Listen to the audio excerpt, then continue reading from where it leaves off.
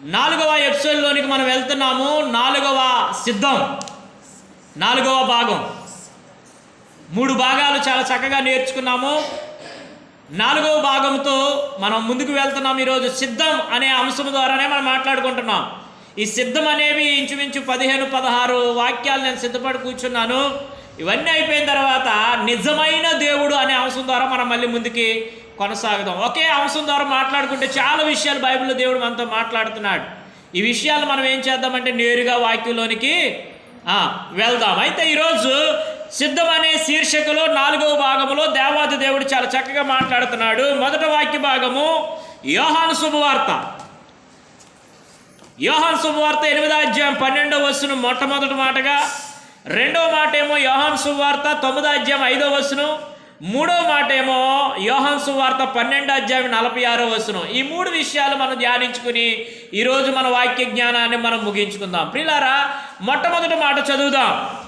8వ అధ్యాయం 12వ వచనం యోహాను శుభవార్త. మరలా యేసు, నేను లోకమునకు వెలుగును, నన్ను వెంబడించువాడు చీకటిలో నడవక జీవపు వెలుగు కలిగి ఉండునని వారితో చెప్పును. దేవునికి స్తోత్రం చెబుదా. హల్లెలూయా, హల్లెలూయా. ఎవరిని వెంబడించువారు అని అంటున్నాడంటే నన్ను అంటున్నాడు. యేసు ప్రభువే సాక్షాత్తు చెప్పినటువంటి మాట. నువ్వు ఇంకా ఎవరిని వెంబడిస్తున్నావో నాకు తెలియదు, కానీ నా ప్రభు అన్నాడు నన్ను వెంబడించి అంటున్నాడు అక్కడ కదా. ఆయన్ని వెంబడించిన వారు ఎలాగ ఉండాలి అంటే లోకమునకు వెలుగుగా ఉండాలి.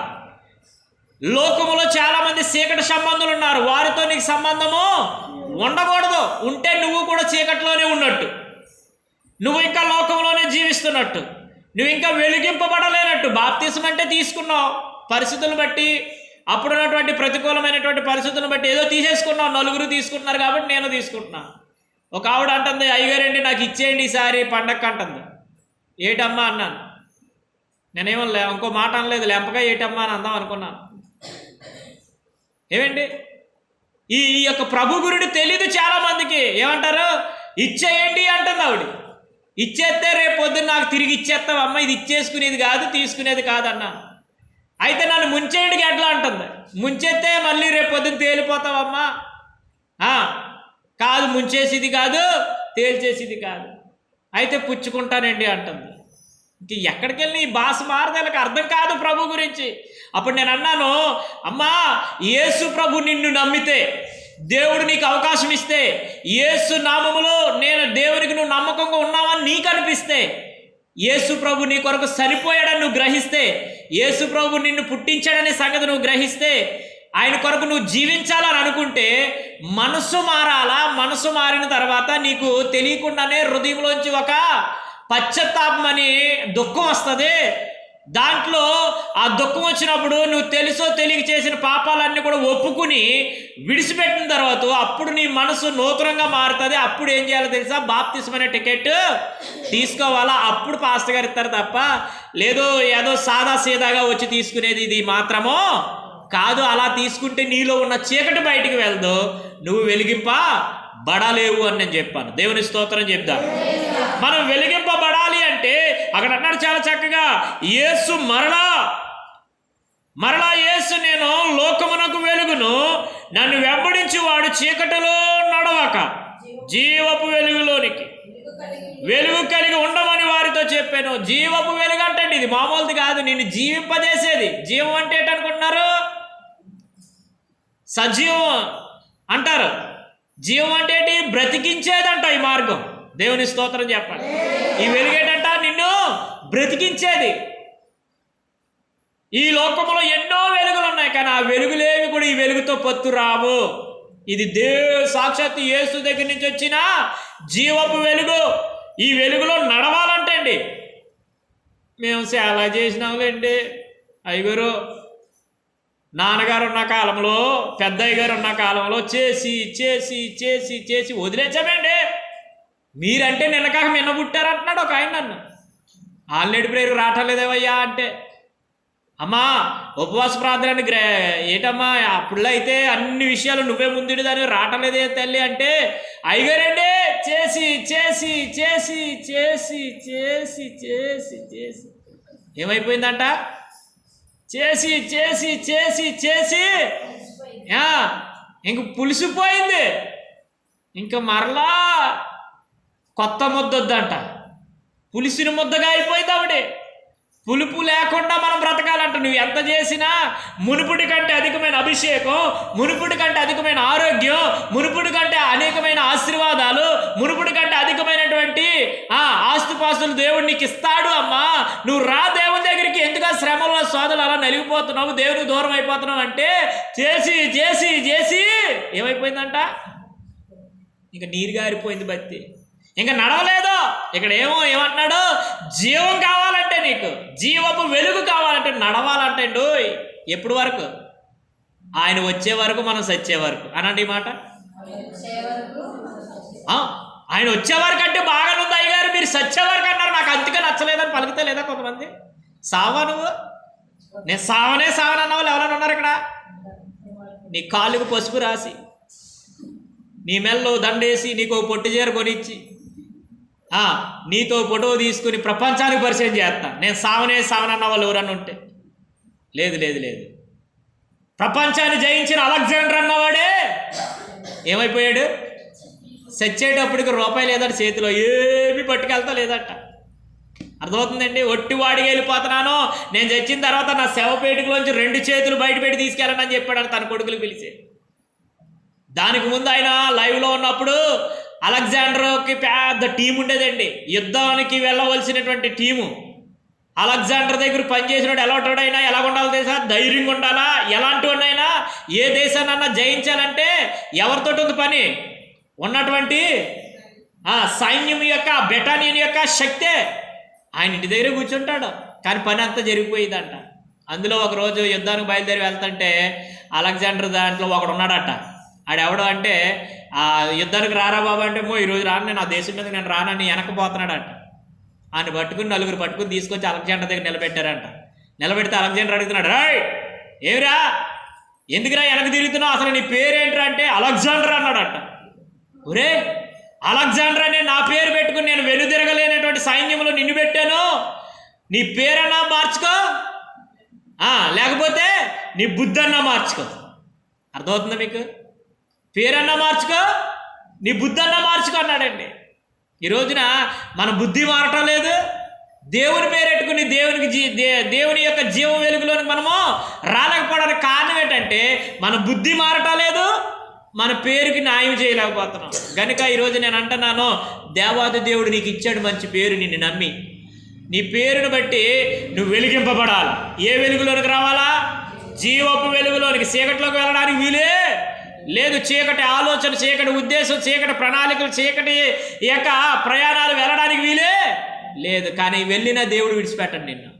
అర్థమవుతుందా? వెళితే దేవుడు మాత్రం ఆయన కోపం రప్పించే వ్యక్తిగా మనం ఉంటామేమో. చీకటి ప్రాంతాలు నన్ను పిలిచారు నిన్న, ఎక్కడికి? కసింకోట. ఏమైంది కసింకోటలో నిన్న చెప్పండర్రా? అన్నీ తెలుసు, ఏమి అరగలేని ఎల్లుల్లిపాయలాగా ఉంటారు అక్కడ గొత్తుల్లోకి. మీకు పెనిమిటికి కిరీటం అని ఒక మంచి షార్ట్ ఫిలిం ఉంది, ఈరోజు చూడబోతున్నారు మీరు. ఆవిడ ఏమి ఎరగలేని ఎల్లుల్లిపాయల చర్చిలోకి వెళ్ళి దుడిసేస్తుందంట, చర్చిలోకి వెళ్ళి పాటలు పాడేస్తుందంట, చర్చిలోకి వెళ్ళి పరిచయం చేసేస్తుందంట. అమ్మ బాబోయ్ పాటగారు అనుకున్నాడంట. అమ్మ బాబు ఈవిడ లాంటి భక్తి పర్రాలు ఇంకొకడు లేరు, అసలు ఈవిడికి లోకంతో సంబంధమే లేదనుకోండి. అయ్యగారు మీరు అనుకున్నంట మాసేమి క్లాసేమి కాదండి, మా ఆవిడ ఒక్కరోజు ఇంటికి 2 బాబు అన్నాడట భర్త. ఇంటికి వెళ్తుల్లోకి పాస్టర్ గారిని బయట ఉండమని కూరగాయలు అన్నీ అట్టుకెళ్ళి ఇస్తే పాస్టర్ గారి ముఖం మీదకి వచ్చాయి కవర్. నీ ముఖానికి ఉండదట, కూరగాయలు ఎవరు వండుతాడని అడుగుతుంది, కొట్టి మీద బిర్యానీ అట్టుకురా అని అడుగుతుంది. అయ్యి బాబోయ్, సీపరెట్టుకుని తుడిసిన బొత్తిరాలేనా, పాట పాడిన బొత్తిరాలేనా అని పాటగారు బుర్రపాడైపోతుంది. అర్థమవుతుందా? ఏదన్నా చిన్న గొడవ రగిలితే మనల్ని ఇదిలో చూడాలి మన భక్తి సాగితే. దేవునికి స్తోత్ర. కచ్చా పేసేసి ఇక ముడేసేసి అక్కడ మొగోడున్నా బిందె అట్టుకొని కర్ర అట్టుకొని తాటిమట్ట అట్టుకుని ఎలా సెండ్రి ఎత్తున్నారో ఒక్కొక్క ఆడ భక్తురాళ్ళు. నేను అంటున్నాను, తప్పు కాదు. నీలో ఉన్న కోపానికి అద్దు ఎప్పుడు పెట్టేసాడు తెలుసా?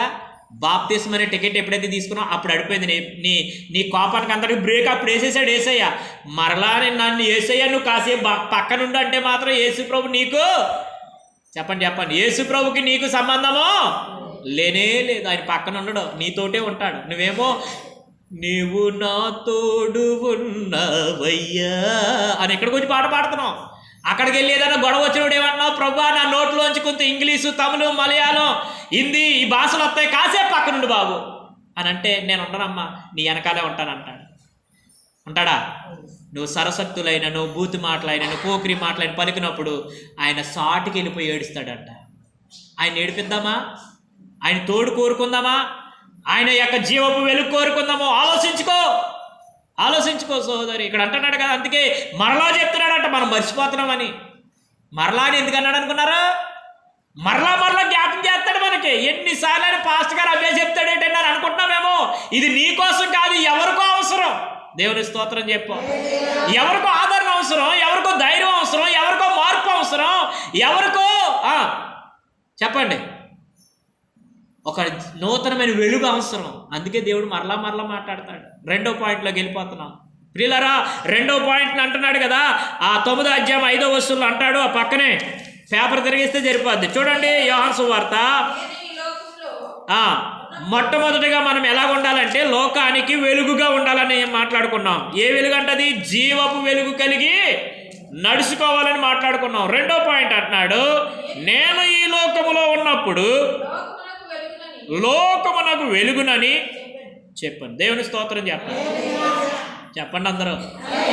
మన యేసయ్య ఈ లోకంలో ఉన్నప్పుడు అంటే ఇప్పుడు ఈ లోకంలో లేడా ఏంటంటే లేడు ఆయన. వినండి, జాగ్రత్తగా వినండి ఆ మాటలు. మీరు వింటేనే తెలుస్తుంది. నేను వాక్యం ఒకరు చదివిన తర్వాత ఇంకా మీరు బైబిల్ లాగా చూడకూడదు, నా వైపు చూడ. యేసు ప్రభువారు ఈ లోకంలో లేడా అంటే లేడు. అందుకే ఏమంటున్నాడు? నేను ఈ లోకములో ఉన్నప్పుడు వెలుగుగా ఉన్నానని చెప్తున్నాడు. ఇప్పుడు ఆయన వెలుగుగా లేడు మనకి. అర్థమవుతుందా మీకు? ఆత్మస్వరూపిగా ఉన్నాడు మనకి. అర్థమవుతుందండి?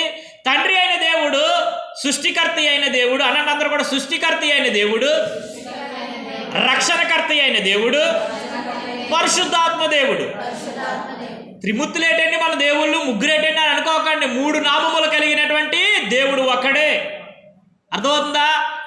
గనుక ఈ తండ్రి అయిన దేవుడు చేసిన పని ఏంటంటే 5 రోజులు సృష్టిని చేశాడు నోటి మాట ద్వారా అక్కడే ఉండి. యేసు ప్రభువే తండ్రి అయిన దేవుడి స్వరూపంలో ఏం చేశాడు? మూడు నామములు కలిగిన సర్వశక్తి కలిగిన దేవుడు ఆకాశమందుండి నోటి మాటతో పలికాడండి అక్కడే ఉండి. అర్థమవుతుందా? ఆ తండ్రి అయిన దేవుడిగా భూమి మీదకి దిగివచ్చి ఒక మనిషిని చేయవలసిన అవకాశం వచ్చినప్పుడు మనిషిని అలా అన్ని జంతువుల్ని నోటి మాటతో పలికాడు. కానీ మనిషి విషయంలో ఆయన తలకిందలైపోయాడు, కంగారు పడిపోతున్నాడు, టెన్షన్ పడిపోతున్నాడు. అమ్మో లాభం లేదని ఏం చేశాడు తెలుసా? నేల మట్టితో నరుని నిర్మించడానికి భూమి మీద దిగొచ్చాడు. దిగివచ్చినటువంటి యేసయ్య తండ్రి అయిన దేవుని సారూప్యంలో భూమి మీదకి దిగివచ్చి ఆయన ఏం చేశాడు తెలుసా? 33.5 సంవత్సరాలు భూమి మీద ఏం చేశాడు? చెప్పండి ఏం చేశాడు? 33.5 సంవత్సరాలు ఆయన ఏం చేశాడు? వెలుగుగా, జీవపు వెలుగుగా భూమి మీద జీవించాడు. ఆయన అనేక మందికి ప్రత్యక్షమయ్యాడు, అనేక మంది అద్భుతాలు చేశాడు. 4 మార్లు 40 మందికి కనబడ్డాడు, చనిపోయి తిరిగి లేచి కూడా. వెళ్ళిపోయే ముందు చెప్తున్నారు, బాబు నువ్వు ఉన్నవాని ధైర్యంతో మేము ఉన్నాం, కానీ ఇప్పుడు ఎవరు మాకు ధైర్యం, ఎవరు మాకు వెలుగు, అసలు ఎవరు మాకు కనబడతారు? పిలిచిన ఇన్నాళ్ళైతే నువ్వు వచ్చేవాడు. ప్రభువా సమరాయపట్నంలో ఎలాగుందంటే, ప్రభువా జక్క ఇంటికి వెళ్ళావంటే, అయ్యా అదిగోనైనా పుట్టిగుడ్డివాడు ఎలాగున్నాడంటే 38 సంవత్సరాలు బట్టి కుట్టోడు అక్కడ బాధపడుతున్నాడంటే, అన్ని ప్రాంతాలకు నీ వెనకాల మేము వచ్చాము. శిష్యులు అడుగుతున్నారు, యేసయ్యా నువ్వు వెళ్ళిపోతున్నావు, తండ్రి అని దేవుడిగా ఇప్పుడు వరకు మాకు తోడుగా ఉన్నావు, కుమారుడని యేసు క్రీస్తుగా రక్షణకర్తగా మాకు తోడుగా ఉన్నావు, ఇప్పుడు మాకు ఎవరు ఆధారం అంటే, నేను వెలుగై వచ్చాను, మిమ్మల్ని అందరినీ వెలిగించాను, మీరు మిమ్మల్ని వెలిగించాను కనుక మీరు అనేక మందికి ఏం చేయాలో? వెలుగుగా జీవించండి, మీరు భయపడకండి, మీకు ఒక ఆదరణకర్త పరిశుద్ధాత్మ అనే సంచకరువు ఆదరణకర్తని మీ మధ్యన ఏం చేస్తున్నానో ఉంచి వెళుతున్నాను. అర్థమవుతుందా? ఎవరున్నారు మన మధ్యన? పరిశుద్ధాత్మ దేవుడైనటువంటి సంచకరు అనే దేవుని శక్తి ఉంది మన మధ్యన. ఇది నీలో విశ్వాసం ఉంటే నువ్వు విడుదల పొందుతావు. నీలో నమ్మకంగా నువ్వు దేవునికి నమ్మకంగా ఉంటే అద్భుతం జరిగిపోదు నీ జీవితంలో. ప్రతి చిన్న విషయంలో నువ్వు చెక్ చేసుకోవడమే. ప్రభు అంటే ప్రభు దగ్గరికి వెళ్ళేటప్పుడు ప్రభు వస్త్రం ముట్టుకున్న వాళ్ళు, ప్రభు శారీరకంగా ఉన్నప్పుడు అన్ని విషయాల్లో ఆయన ఏం చేసేవాడు, మీకు అందుబాటులో ఉండేవాడు. అందుబాటులో ఉన్నాను చెప్పు అది అర్థం కాదు మనకి. మీకు అందుబాటులో ఉన్నారు సేవకుల విషయం మీకు అర్థం కాలేదు. ఎక్కడి నుంచి వచ్చే సేవకుడు వచ్చేటప్పటికి ఆయన చూడాలనే ఆలోచన వస్తుంది మనకి. ఇక్కడున్న సేవకుడు గురించి పట్టించుకోరు. మీకు అర్థమవుతుంది? మీకు పాస్టర్ గారు సీపు, మరి దూరం నుంచి వచ్చిన పాస్టర్ గారు ఏం కాస్ట్లీ. అర్థమవుతుంది మీకు? ఎందుకు అంటే యేసు ప్రభు వారి మధ్యన నుంచి వారికి అర్థం కాలేదు. చాలామంది వెలిగింపబడ్డారు, ఇంకా చాలామంది లోకంలో ఉండిపోయారు. వారికి పరిచయాలు అనే వాళ్ళు కొందరు ఉండిపోయారు. వారికి దేవుని గురించి జ్ఞానం అర్థమయ్యేది కాదు. వెళ్ళిపోయిన తర్వాత అయ్యో ఆయన ఉన్నప్పుడే ఎందుకు తెలుసుకోలేకపోయాము, ఆయన ఉన్నప్పుడు ఈ వెలుగుని ఎందుకు అనుభవించలేకపోయాము అని బాధపడుతున్నారు. అర్థమవుతుంది మీకు? నాన్నగారు ఉన్నని చెప్పి ఎన్నో విషయాలు చెప్పేవారు చాలామందికి. ఆయన ఉన్నని చెప్పి అర్థం కాలే.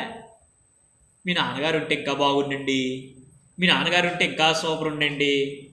అర్థమవుతుందా? ఆయన ఇంకా భూమి మీద ఇప్పుడు వరకు ఉంటే ఇంకెంత బాధ అనుభవించవలసిన అని దేవుడు ఏం చేశాడు, ముందుగానే దేవుని కొరకు రోషంగా జీవించాడు కనుక, ఆయన దేవుడు అప్పగించిన పనిని శిరస వహించాడు కనుక ఆయన పని ముగిసింది, దేవుడు పిలిచాడు, వెళ్ళిపోయాడు.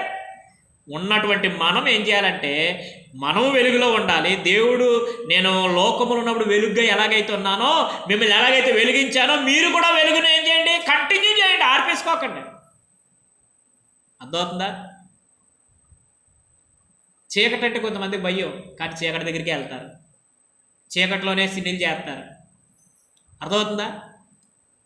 గనుక ఆ చీకటి జోలికి మనం వెళ్ళకూడదు అని అనుకుంటే చీకటి మన దగ్గరికి రాదండి. అర్థం ఏమీ లేదు. ఇందాక ఏదో పిట్ట అరుతుంది, అక్కడ చిన్న పురుగు వచ్చి అరుతుందని పెద్ద సౌండ్ చేసి పిల్లలందరూ సైలెంట్గా ఉండిపోయి డ్యాన్స్లు వేసి వాళ్ళందరూ అక్కడేది అరుతుంది, అక్కడేది అరుతుంది అన్నాను. ఒరే అది ఏంటో తెలుసా అన్నాను. ఇంకా చెప్పలేదు బాబా అన్నారు. ఇంకా చెప్పకముందే అదేంటో తెలీదు, అది ఎందుకు అరుతుందో తెలీదు, ఏమరుతుందో తెలీదు, మనం భయపడిపోతాం ముందుగానే. అలాగే చీకటి ఏం చేస్తుందంటే మనల్ని భయపెడతారు. వాళ్ళు ఏముండదు. చీకటి అనగా శాతాను. అర్థమవుతుందా? అపవాది ప్లేస్ అది.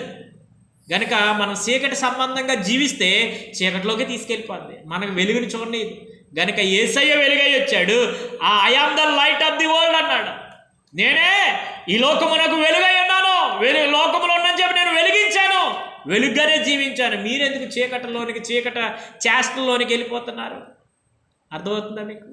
గనుక చీకటి సంబంధులైనటువంటి వారందరూ కూడా వెలిగింపబడాలని మరలా చెప్తున్నాడు ఆయన. గనుక మనం చీకటి జోలికి పోనే చెప్పండి, చీకటి జోలికి పోకూడదు. మనం వెలిగించబడ్డాం. బాప్తిస్మం అనే వెలుగు నీలోనికి వచ్చింది, రక్షణ అనే వెలుగు నీలోనికి వచ్చింది. నీవు వెలిగించబడ్డావు, నీ ఇంట్లో నువ్వు ఒక్కరిదానివే. మిగతా వాళ్ళకి ఏం లేదు, ఇంకా వెలుగులోనికి వారు రాలేదు, వాళ్ళు ఇంకా చీకట్లో ఉన్నారు. ఆ చీకట్లో ఉన్న వారిని ఏం చేయాలి, వెలుగులోకి తీసుకుని రావాలంటే నీ జ్ఞానం పనిచేయదు వాళ్ళ దగ్గర. నువ్వు చెప్పే మాటకు లోబడి రాలో, నువ్వు చెప్పిన ఏ మాటలు కూడా వారు లోబడి వారు రారు. నువ్వు చేయవలసింది ఏంటో తెలుసా? ప్రార్థన పరిస్థితులను మారుస్తుంది, ప్రార్థన ప్రవర్తన మారుస్తుంది, ప్రార్థన బ్రతుకులను మారుస్తుంది. మూడో పాయింట్లోకి వెళ్తున్నాం. యోహాను సువార్త 12వ అధ్యాయము 46వ వచనం. ఒక్కో పేపర్ తిరిగేస్తూ వచ్చేద్ది.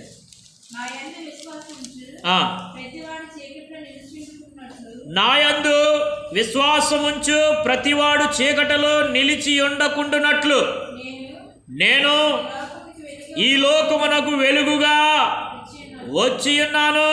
47వ వచనం.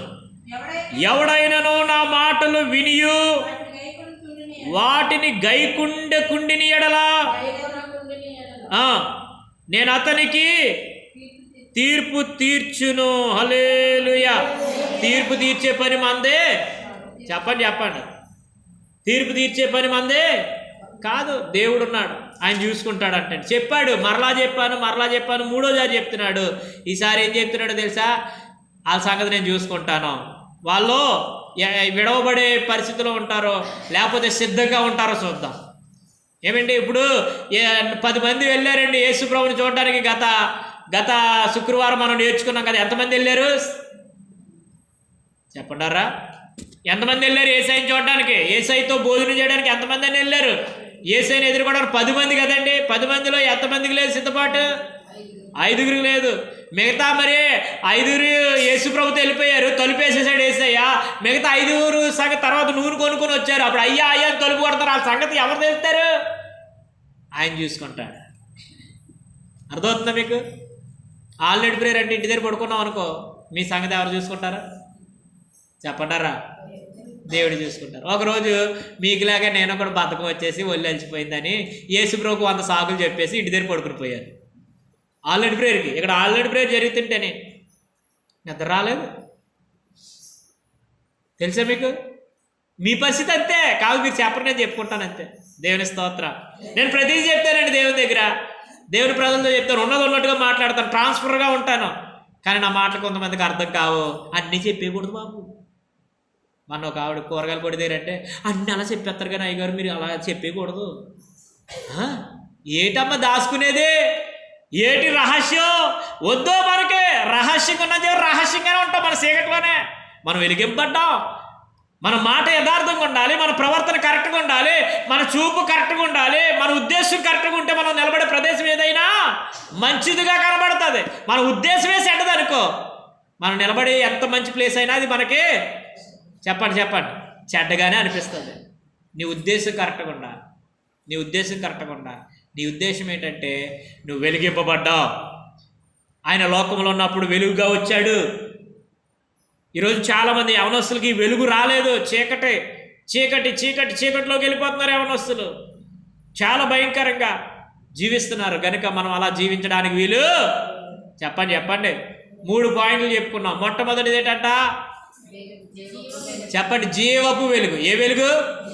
జీవపు వెలుగులో ఏం చేయాలంటే మనం అందరము నడవాలా, ఆగిపోకూడదు. ఆగిపోతే నువ్వు సిద్ధపడినట్లు కాదు. ఈ సిద్ధానికి నీకు సంబంధమే లేదు. నువ్వు నడుస్తుంటేనే ఎస్ ఐ ఆమ్ రెడీ అంటే నేను సిద్ధంగా ఉన్నాను అని దేవునికి అర్థమవుతుంది. నువ్వు సిద్ధంగా ఉంటే 2 తిరగలిస్తున్నారట. ఆయన వచ్చే రాకట్లో ఇవి జరుగుతాయంటండి. 2 కలిసి తిరగలిస్తున్నారండి. మన సంఘంలో కూడా 2 కలిసి ఏమీ ఉండేవారు. 2 కలిసి ప్రసాదం చేసేవారు, 2 కలిసి టీ కాసేవారు, 2 కలిసి. ఇప్పుడు ఆల్రెడీ ప్రేయర్లో కూడా 2 వెళ్తున్నారు కదా టీలు కాయడానికి. 2 కలిసి పలహారం పంచేవారు, 2 కలిసి. ఈ ఒకవేళ ఎవరిలో సిద్ధపాటు లేదో ఒకరు పంచుతానే ఉంటారంట, ఒకరు ఎగిరిపోతారు. అర్థమవుతుంది మీకు? 2 కలిసి తిరగలిస్తుంటే ఇసిరా ఏసై వస్తాడంటే అని చెప్పిందంటే సిద్ధంగా ఉన్న అమ్మ వచ్చాడు నువ్వు చూసావేటి ఇసురో అని అలా ఇసురుతుందా మోగానే వేస్తుందండి. చేతిలోనే ఉంది, తిరగలు ఇసురుతుంది. అవతలావిడ అవసరం ఇసురుతుంది. 2 తిరగలు ఇసురుతుండగా ఒకరు ఏం చేశారు? ఆ సిద్ధంగా ఉన్న ఆవిడ వెళ్ళిపోయింది. యేసుప్రభు స్వరం వినపడ్డది, కడబోర శబ్దం. వెంటనే ఎగిరిపోయింది. అయ్యో ఏదర్రా మా తోడుకోవాలి ఏదర్రా, అయ్యో ఎప్పుడు పేదరికి వెళ్ళేదోడు పిలిచేది, అయ్యో ఇప్పుడు ఎవరు పిలుస్తారా ఏదర్రా ఎక్కడ తోడు? ఈ లోకంలో ఏ తోడు కాదు, దేవునితో తోడు ఉండాలి నీకు. ఎవరితో ఉండాలి నువ్వు? తోడు దేవునితో ఉంటే నీ తోడుకోలు కనబడదు, నీ ఆడబోర్స్ కనబడదు, నీ ఏప్రాలు కనబడదు, నీ ఏరకది కనబడదు, వెళ్ళిపోయింది. ఆయన వచ్చే రాకట్లో ఇవన్నీ జరుగుతాయి. తిరగలిసిరి ఇద్దరు కలిసి పొలంలో పనిచేస్తుంటే ఒకరు ఎత్తబడతారంట, ఒకరు విరవబడతారంట. ఎడవబడే ప్లేస్లో నువ్వు ఉంటే చీకట్లో ఉన్నట్టు, ఎత్తబడే గుంపులో నువ్వు ఉంటే జీవపు వెలుగులోనికి వెళ్ళిపోయినట్లు. గనుక నువ్వు ఎక్కడున్నావో చూసుకో, ఏ స్థాయిలో ఉన్నావో చెక్ చేసుకో. నీకు దేవుడు వెలుగు నీలో ఉందో లేదో చూసుకో. ఒక ఆవిడ అంటుంది, ఆ వాక్యం విన్నాను కానండి అయ్యగారు, ఆ దయ్యాల గురించి చెప్పారు కదా మీరు, ఆ వాక్యం విన్నాను కానండి, గుండెల మీద కూర్చుని గుద్దేసిందండి బాబు, రాత్రి అంతా నిద్రలేదు అంటుంది. అమ్మా, గెరాసీన్ అనే ప్రాంతంలో ఒక యవనస్తులు 2000 దయ్యాలు వచ్చి ఏం చేశాయి? యేసుప్రభుకి ఎదుర్కొంటే వెళ్తూ యేసుప్రభుని ప్రశ్నిస్తున్నాయి. దైవ కుమారుడా, దావీదు కుమారుడు, ఎలాగెందుకు వస్తున్నావు, అలా వెళ్ళిపో అంటున్నాయి. నేను నీ దగ్గరకు వస్తున్నానో, నీ పరిస్థితిని చూసి నేను వస్తున్నానో అని దేవుడు చెప్తుంటే, ఇప్పుడు నేను ఎక్కడ పోవాలి మరి? నేను తట్టుకోలేకపోతున్నాను, నీ వెలుగు తట్టుకోలేకపోతున్నాను, ప్రకాశవంతమైన అభిషేకం నేను తట్టుకోలేకపోతున్నాను, అగ్నితో నేను మండిపోతున్నాను, ఎక్కడ పోవాలి చెప్పంటే, అదిగో సముద్రం ఒడ్డుని మేతనే కదా 2000 పందులు అందులో పో అంటే, ఆ 2000 పందులు అట్టుకెళ్ళి సముద్రంలో పడేసి చంపేసేయండి. వాళ్ళలో ఉన్న దయ్యం వదిలిపోయింది. అప్పుడు వాడికి ఒంటి మీద వస్త్రం లేదనే సంగతి, సిగ్గు అనే సంగతి గ్రహించారు. ఈ రోజున దయ్యాలు వదలకపోతే మన ప్రవర్తన మారవు. ఎప్పుడు కరెక్ట్గా 1 గంట అవతలో మంచం, 4 గంటల అవతలో టీ గలాస, రాత్రి 11 అవతలో మళ్ళీ మంచం, మళ్ళీ ఉదయం 7 అవతలోకి టిఫిన్ ఇడ్లీ పాత్రే, 11 అవతలో మళ్ళీ గంగిడి సరిది అన్నం. ఇంకా యాతన, బాధ, ఆత్మలు రక్షిద్దామని కానీ, ఆత్మలు సంపాదిద్దామని కానీ, సువార్త ప్రకటిద్దామని కానీ, దేవుని పని చేద్దామని కానీ, వాక్యం చదువుదాం, ఈ ఆలోచన ఉండదు. ఇంకెంచేపు ఇది రొటేషన్. ఏముంది? కంచం అనే దయ్యం ఉంది మనలో, మంచం అనే దయ్యం ఉంది మనలో. అయితే మంచాలన్నీ అట్టుకొని శనగా బిజీలో పడేయాలనుకుంటున్నారా? నేను అలా చెప్పలేదు. మన భక్తి, మన వెలుగు మంచం కింద వద్దు, కొంచెం కింద వద్దు, కంచం కింద వద్దు అని చెప్తున్నాను. మరలా జ్ఞాపం చేస్తున్నాను. మన భక్తి ఎప్పుడు దీపస్తంభం మీద ఉండాలి, దీపస్తంభం మీద ఉండాలి, దీపస్తంభం మీద ఉండాలి. 134 సంవత్సరాలు అంట వృద్ధుడు నడిపిస్తున్నారు. మీరు చూసారో లేదో, టీవీలో చూపిస్తున్నాడు. 134 సంవత్సరాల వృద్ధుడు. ఇప్పటికీ ఆయన అంతటా ఆయన పని కాకపోతే పడిపోతాడు ఏటని ఈ ప్రజల యొక్క గోల కదా, ముందుగా ఊహించేసుకుంటాం కదా. ఆయన చక్కగా నడుతున్నాడు. ఆయన పక్కన ఇద్దరు అట్టుకుని నెమ్మదిగా ఆయన నడిపిస్తున్నట్టు చూశారు వీడియో. కానీ ఇప్పటికీ ఆయన ఫుడ్ ఆయన తింటున్నాడు. అంతకాలం మనం బ్రతకగలమా? 138 సంవత్సరాలు ప్రభువా. అలాంటివి చూసినప్పుడు ఏం చేయాల్సి? ప్రభువా ఆయనకి ఇచ్చి ఎంత మంచి ఆరోగ్యం ఇచ్చావు బాబు. అర్థమవుతుందండి? ప్రార్థన చేయాలా? ఏదైనా ప్రమాదం జరిగిందనుకో టెన్షన్ పడిపోయి బీపీ పెంచేసుకుని ఏమైందో కాదు. ప్రార్థన చేస్తామని కొన్ని నీ కళ్ళ ముందుకు తీసుకొస్తాడు దేవుడు, కొన్ని వినిపిస్తాడు. ఇలా జరిగిందంట, అలా జరిగిందంట. కంగారు పడిపోకూడదు. నువ్వు వెలిగింపబడ్డావు. నీ వెలుగు కరెక్ట్గా ఉంటే నువ్వు అనేకుల కొరకు ప్రార్థన ఆత్మలోనికి ఆ స్థాయిలోకి వెళ్ళిపోతావండి. లేకపోతే నీ పక్కన ఏం జరిగినా నీకు అనవసరమండి. ఎవరు ఎలా మూలిగిపోతున్నా, ఎవరికి ఎలాంటి రోగాలు వచ్చేసినా నీకు అనవసరం. మనకి ఏం చెప్పి కంచం మంచం, కంచం మంచం. ఇంకా ఉంటే ఖాళీ దొరికితే పోను. ఇంకా దేవుడు వద్దు. బుధవారం వత్తులో బైబిల్ తొలగడి తెస్తాం, శుక్రవారం అట్టుకొత్తులో బైబిల్ తొలగడి తెస్తాం, ఆదివారం వత్తులో బైబిల్ తొలగడి తెస్తాం, లేకపోతే నెలకు ఒకసారి అట్టుకొస్తాం. లేదు. ఇలా ఉంటే మనము జీవపు వెలుగులోనికి రాలేము ప్రియులారా. నేను అంటున్నాను, ఒకసారి ఆలోచన చేయండి, తలలో వంచండి, కళ్ళు మూసుకోండి. ఈ యొక్క 4వ అంశం ద్వారా మనం ముందుకు వెళ్ళాలి అంటే నువ్వు ఏ విధంగా సిద్ధంగా ఉండాలి? జీవపు వెలుగులోనికి రావాలి నువ్వు. రెండవది చెప్పండి. రెండవది, ఆయనే వెలుగుగా జీవించాడు. ఆయన వెలుగుగా ఉన్నంత వరకు కూడా, భూమి మీద ఆయన వెలుగుగా ఉన్నంత వరకు కూడా అనేక మందిని వెలిగించాడు. నువ్వు వెలుగులోనికి వచ్చావు. నువ్వు ఎంతమందిని వెలిగిస్తున్నావు? నీ ఇంట్లో ఇంకా ఎంతమంది ప్రభుని నమ్ముకోకుండా ఉన్నారు? వాళ్ళ కొరకు మనం ప్రార్థన చేయాలి కదా.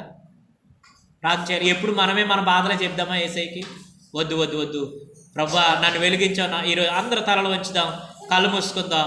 ఎవరు మాట్లాడద్దు. ఏమైనా మీరు సాక్ష్యాలు చెప్పినా, ప్రార్థన చేసిన తర్వాత అందరూ తలలో వంచి కళ్ళు మూసుకుందాం. ఎన్న 3 మాటలు పెట్టి ఒక్క నిమిషం దేవుని అడగండి. ప్రతి ఒక్కరు కూడా హృదయపూర్వకంగా అడగండి. కన్నీరు కార్చి వీలైతే దేవా ఇదిగో ఈ నడుములో ఉన్న బలహీనత, ఈ మోకాల్లో ఉన్న బలహీనత, ఈ శరీరంలో